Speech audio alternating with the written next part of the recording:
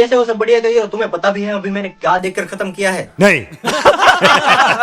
अब देखो, मैंने एनीमे कभी देखा नहीं और मैं सोच ही रहा था कि कहां से शुरू करूं। तो कोई बोल रहा था कि अटैक ऑन टाइटन देखो और कोई बोल रहा था कि डेथ नोट देखो। बट मेरे एक फ्रेंड ने मुझे मैसेज किया कि यार तुमने कभी कॉर्प्स पार्टी देखी है? तो मैंने कहा नहीं। तो उसने कहा कि चलो एक बार देखना शुरू करो और मैंने कहा ओके।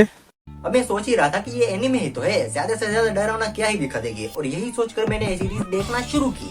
और जब मैंने दूसरा एपिसोड खत्म किया और मैंने सोचा कि ठीक है थोड़ा बहुत डरावना है, इसके ऊपर मैं थोड़ी बहुत कॉमेडी कर सकता हूँ, बट नहीं, मैं एकदम गलत था। जब मैंने तीसरा एपिसोड खत्म किया, मैं सच बोल रहा हूँ, मेरी हवा निकल गई। ये सब मैं देख रहा था रात के 10 बजे और मैंने सोचा कि अब इतना दिखा दिया है तो आगे क्या ही दिखा देंगे। और यही सोच के मैंने चौथा एपिसोड देखना शुरू किया। और जब मैंने इसको खत्म किया तब मेरे साथ ज्यादा कुछ नहीं हुआ, बस मुझे 12 बजे तक नींद नहीं आई थी। अब मैं किसके बारे में बात कर रहा हूँ ये तो मैं बताता हूँ कि ये एक एनिमे सीरीज है जिसका नाम कॉर्प्स पार्टी है और ये आई थी 2013 के अंदर। अब देखो, इसकी स्टोरी में आपको एक्सप्लेन करने की कोशिश करता हूँ कि इस स्टोरी के अंदर कुछ स्टूडेंट है जो कि रात में स्कूल में आए हैं।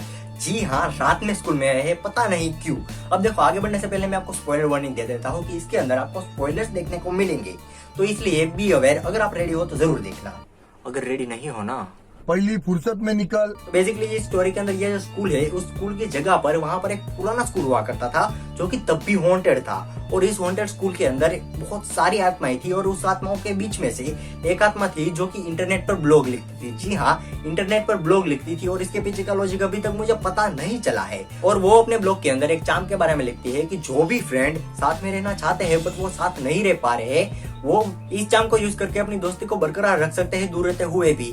बट इसकी जगह हम फोन का यूज कर सकते थे, बट इतना दिमाग लगाया होता तो ये सीरीज नहीं बनती, तो हमें ये सहन करना पड़ेगा। अब देखो, इस चार्म का यूज करने के लिए आपको क्या करना पड़ेगा, कोई गुड़िया लेनी पड़ेगी एकदम ऐसी वाली, और फिर सभी दोस्तों को मिलके एक साथ इस गुड़िया के एक साइज के टुकड़े करने पड़ेंगे ऐसे, एकदम ऐसे परफेक्ट। और फिर बस इतना करो और फिर जादू। अब देखो, ये चीज उन्हें लेकर जाती है भूतों की दुनिया के अंदर, जहाँ पर बहुत सारे भूत है और ये भूत उन्हें बहुत बेरहमी से मारते हैं। अब देखो, मारते हैं मतलब मारते हैं नहीं, बट जान से मारते हैं। दोनों अलग अलग होते हैं क्या? और सभी लोगों को अलग अलग जगह पर बंद कर दिया गया है जिससे कि वो एक दूसरे से मिल ना पाए और ऐसे ही स्टोरी चलती रहती है। अब इन भूतों की बैक स्टोरी के बारे में आपको समझाने की कोशिश करता हूँ कि इसके अंदर एक लड़की होती है जिसका नाम सईको होता है। उसके साथ एक दिन क्या होता है कि उसके स्कूल का जो प्रिंसिपल है वो उसकी मदर को मार देता है। अब जबकि उसने सब कुछ देख लिया है तो प्रिंसिपल उसे भी मारकर गाड़ देता है, बट ये बात यहाँ पर खत्म नहीं होती। उसके बाद प्रिंसिपल को बुरे बुरे सपने आने लगते हैं और वो डर जाता है कि ये बच्ची मरने के बाद भी किसी को कुछ बता ना दे। अब देखो, इसके पीछे कोई लॉजिक नहीं है और ये क्यों किया गया मुझे नहीं पता, बट इसके बाद जो हुआ वो बहुत ज्यादा खौफनाक है। वो प्रिंसिपल वहां पर जाता है जहाँ पर उसने उस बच्ची को गाड़ दिया था, वो वहां पर जाता है, उस बच्ची को निकालता है और फिर उसकी जबान काट देता है जिससे कि वो मरने के बाद भी किसी को कुछ ना बता सके। और फिर उसे वापस गाड़ देता है पर उसकी जबान को नहीं गाड़ता, पता नहीं क्यों। उसे एक थैली में बंद करके अपने पास रख लेता है।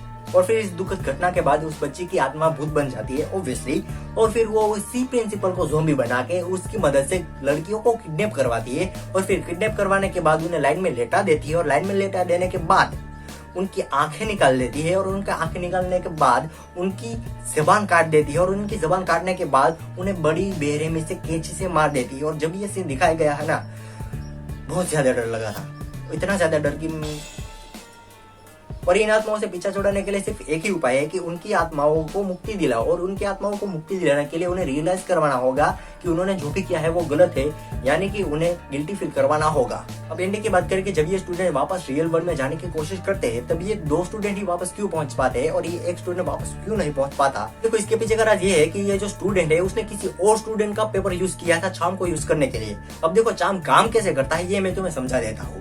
अगर कोई स्टूडेंट का ग्रुप एक साथ एक ही डोल के पेपर को यूज करके चार्म का यूज करे तो तभी ये चार्म काम करता है। और इस लड़के ने किसी और स्टूडेंट का पेपर यूज किया था तो इसलिए वो वापस रियल वर्ल्ड में नहीं गया।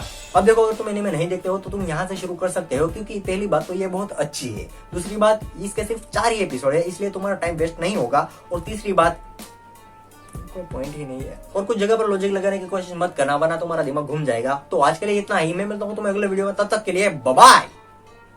कितना जोर से बोला भाई।